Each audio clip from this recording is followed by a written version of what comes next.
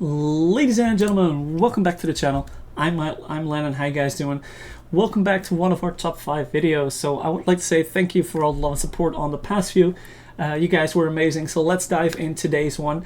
So today we are diving in Total War Rome 2 again and ranking the top 5 factions for experiencing the absolute best campaigns within the Grand Campaign map. We'll cover the pros and cons and give each of those factions a spot on the list based on fun, challenging, and the replayability of those campaigns. So whether you're a seasoned veteran or starting your very first run, these factions will give you some of the most iconic Rome 2 experiences. So starting out at number 5, let's go over to the campaign map and you'll immediately see that we are taking a look at our number 5 spot, and that is Carthage. Carthage is one of the major factions starting out like with a little bit of a weird starting position with one island, 2 islands, and holding in Iberia, holding in Carthage itself. So the pros of playing as Carthage is you have a massive trade potential with North African holdings, North African tribes. Also the Iberian tribes could be very valuable for trade. You do have an elite navy, ability to build an elite navy later on in the game, which makes you very dominant across the Mediterranean and can help you out conquering a lot of sea-based regions. You're a true rival towards Rome, so you get the epic East versus West struggle and Empire versus Empire. As Carthage, you have a good mix of, let's see, infantry and support infantry, good mix of infantry, cavalry, strong units, pikemen, elephants. So a very versatile way to build your army. And you have a great campaign variety, facing numerous different factions, from North Africa factions to Iberian factions to the Italians, maybe even the Greeks or the Egyptians. So all in all, a very interesting campaign. Then let's take a look at a few cons of this campaign. You're very vulnerable at the start, surrounded by enemies like Numidia, Rome, and some of the Iberian factions can be very hostile towards you. It's gonna be difficult as well to defend your territories since they are so spread out, so it's very difficult to reinforce from a central location on. And in the early game you're very reliant on trade, so if your ports are blockaded or you start wars where your trade agreements run, your economy might be collapsing. So all in all, Carthage is for players who love the underdog story against Rome, with an economic powerhouse that needs careful defense, a challenging but a very rewarding campaign. So I'll put the recording on pause and I'll load up number 4. So we'll see you guys in a second. And at our number 4 spot, we have the great empire of Macedon. And I know there's still the discussion between Macedon and Macedon, but I still believe it is Macedon, so that is where we'll stay at. So Macedonia starts out over here. You have 2 regions, both major cities in 2 different provinces, surrounded by different Hellenic states and more different barbarian states. So if we start taking a look at the pros of Macedon, and I might say both, I don't know what it is. You have a strong starting position in northern Greece with room to expand nearly every way you want to. You have iconic pikemen and cavalry, really echoing the legacy of Alexander the Great. Pikemen, cavalry, the Thessalian cav, thorax pikes, foot companions, like really good cav late game, and pikemen, hoplites. So you're really stepping in the footholds of the great Alexander, or Alexander the Great. You have lots of diplomatic opportunities with the other Greek states like Epirus, Athens, Sparta, Even Pergamon and Sardes might be influenced by your diplomatic trying. You have easy access to both Balkan conquest over here and the foothold bridge towards Asia Minor, so very much a lot of room for expansion whatever way you want to go. And like I said, with the pikemen you have a very balanced roster, both including elite phalanx units and decent support troops with swords and shields and missiles. So if we take a look at the cons of Macedon, you are surrounded by rival Hellenic states, which sometimes means that early wars are almost guaranteed if you make a little bit of a wrong decision or not the best treaties. Your naval power is considerably weaker compared to that of Carthage and Rome, so be careful for that if you're going on a navy conquest. And you can start to struggle financially if your conquest stalls a little bit, since your armies are quite expensive. So all in all, Macedon is perfect if you want to relive Alexander's dream. But this time you can decide for yourself whether to crush the Greek states first, or keep them as your puppet states while you spend your armies into Persia. So with that being said, let's move on to our number 3 spot. So here we are at our number 3 spot, which is the Great Kingdom of Egypt. And Egypt is one of the kingdoms, one of the successor states, which surprisingly starts in Egypt. So there's not much more I can tell you about that. So let's go straight to the pros of our number 3 spot, which is Egypt. And one of them is you are a very wealthy starting province with a lot of fertile lands.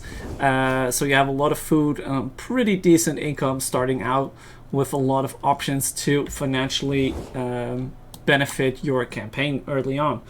And as of that, it has one of the strongest economies in the game, mostly due to their starting position, but also in our expansion into late game and better rich territories. That's the word.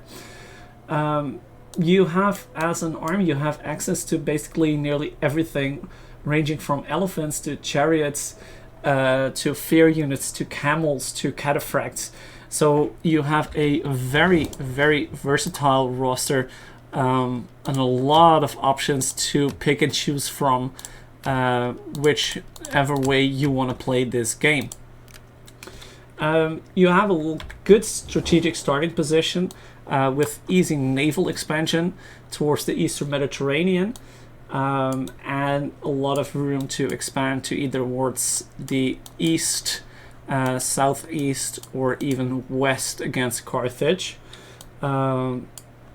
So yeah, you have a lot of options ahead of you, which makes this a very good campaign in my opinion. Well, if we start to take a look at the cons, it also is mostly territory based. As Egypt, you start with a lot of territory to manage, which is one full province and a half province over here, which can overwhelm new players, since you have quite a few threats from over here, and maybe even the Seleucids early on. So it's a lot to manage in the first few turns of the game, which can overwhelm newer players. And as that, you both have threats from the Seleucids and maybe a few of their satrapies in the east. So yeah, that is most of it. Also, Egypt can struggle in prolonged wars without the proper armies stationed around, since you have a lot of territory to start with. Your armies are good, but not great early on in the game. So it is, once your army gets wiped out, you do have a risk of being invaded pretty soon after. So be mindful of that when you start an Egyptian campaign. So all in all, Egypt is a fantastic faction for those who really want a mix of the economy and the military might of one kingdom. Egypt is a rich kingdom with the endless options of expansion, but also endless enemies in basically all directions. So a very good campaign, very options, and a lot of threats. So who is going to take our number 2 spot? Let's see in a second. And at number 2, surprise, surprise, it is Rome. And of course, Rome had to be on the list. And I was doubting to put this on either number 1 or 2. But I put it at number 2, and you'll find out really soon why. So Rome, of course, starts in Italy, is the faction that this game is made about. So let's start taking a look at the pros of our biggest, baddest faction of all. Rome is an extremely powerful faction with an extremely powerful unit roster, with fielding some of the best infantry, strongest infantry that the game has to offer to you. It has a strong economy with a lot of easy access to trade routes, since you have a lot of sea lanes available for trade. You have excellent expansion options, potential into Italy, even France or Gaul at this point, Greece, and the factions beyond, even towards Iberia, Africa, against your rival enemy Carthage. Rome is one of the factions alongside Carthage that field multiple playable family lines, which makes it a little bit more have a little bit more replayability. You have different houses with like different boons towards your faction, so it makes it a little bit more replayable. And indeed, as Rome, you feel like the center of the campaign. Everyone around you reacts towards you.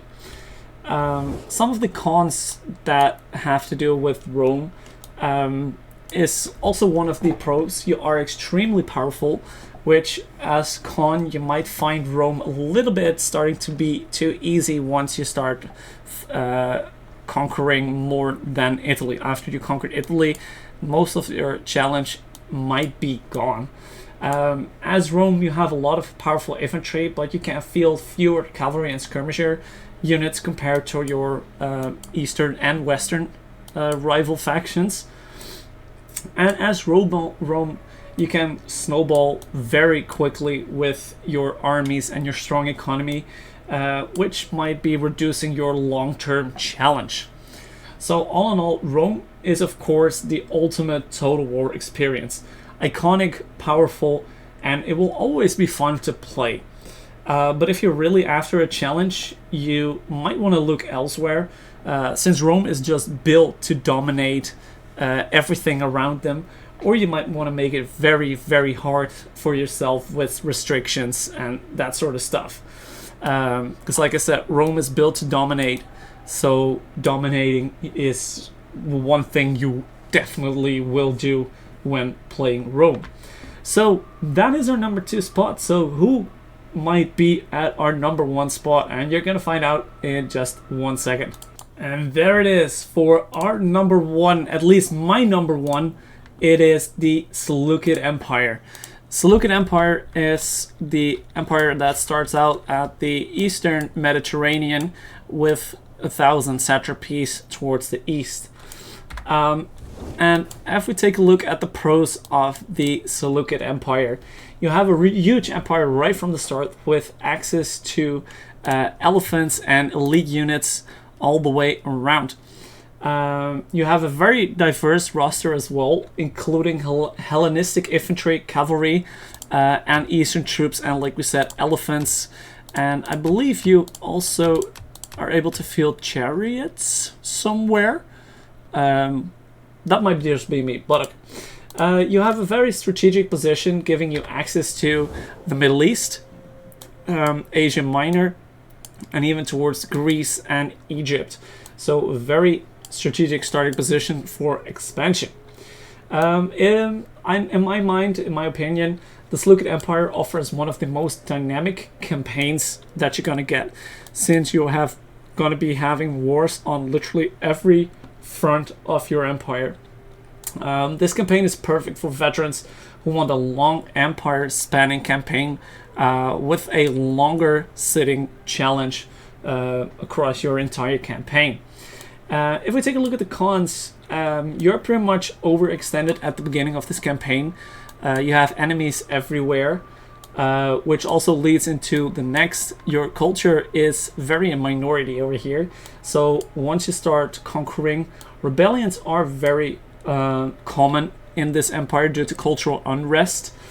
And it's going to be difficult to defend such a massive territory without your strong armies in the early game. And since you have a lot of enemies, you will be dealing with a lot in the start of this campaign. So all in all, the Seleucids are for players who want a true test of skill. You'll be putting out fires constantly everywhere in your empire, but if you survive, you will become unstoppable. I think this campaign is one of the most ultimate Rome 2 challenges out there so far. So there we have it. That is my personal ranking of the top 5 factions for the best campaigns in Total War Rome 2. From the economic might of Carthage to the unstoppable empire that will once be the Seleucid Empire, each of these factions will give you a unique way to experience the game. So now one thing I want to know is, which is your favorite? Am I wrong? Let me know. Drop a comment down below and let's just have a fun debate about what the ultimate Rome 2 campaign is. And with that being said, I just want to say thank you guys for watching. Hopefully you guys enjoyed. If you did, be sure to leave a like, leave a comment. Don't forget to subscribe. Maybe even ring the bell so you won't miss another top 5 video. So thank you guys, and I'll see you guys next week. Peace.